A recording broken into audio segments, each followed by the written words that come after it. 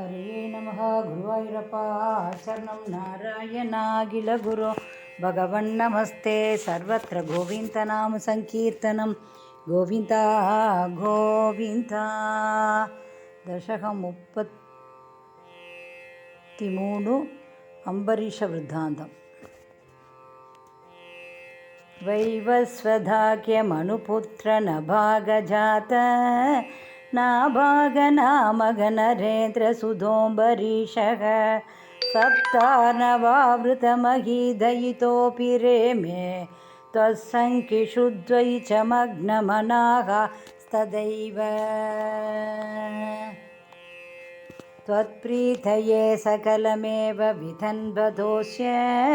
भक्त्यैव देव न चिरातभृताः प्रसादं येनास्य याचनं हृदेऽप्यभिरक्षणार्थं चक्रं भवान् प्रविततारसहस्रधारं सद्वादशी व्रतमदो भवदर्शनार्थं वर्षं तदौ मधुवने यमुनोपगण्ठे पन्त्या समं सुमनसा महति विधन्वन् भूजाद्विजेषु विसृजन् पशुषष्टिकोटिं तत्रादपारणदिने भवदर्शनान्ते दुर्वाससास्य मुनिना भवनं प्रभेदे भोक्तुं मृदर्श च नृपेण परार्तिशीलो मन्तं जगाम यमुनां नियमान् विधास्यन् राज्ञादपारणमुहूर्तसमाप्ति केदार वारैव पारणमकारि भव परेण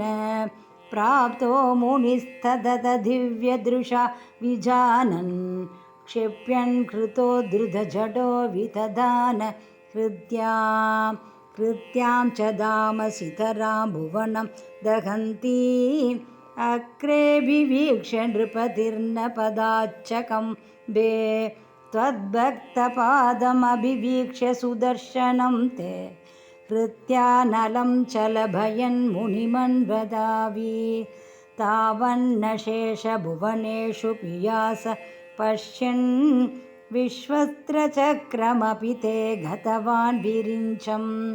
कः कालचक्रम् अधिलङ्घ्य दीत्यपास्तः सर्वं ययौ च स भवन्तमवन्त दैव भूयो भवन्निलयमेत्य मुनिं नमन्तं ब्रोचे भवानहमृषेणनुभक्तदासः ज्ञानं तपश्च विनयान्वितमेव मान्यं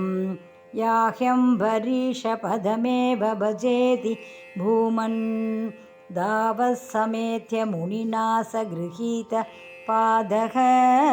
राजावश्रुत्य भवदस्त्रमसाव नौषीत् चक्रे गते मुनिरदात किलाशिषोष्मै त्वद्भक्तिमागसि हृदेऽपि कृपाञ्च शंसन्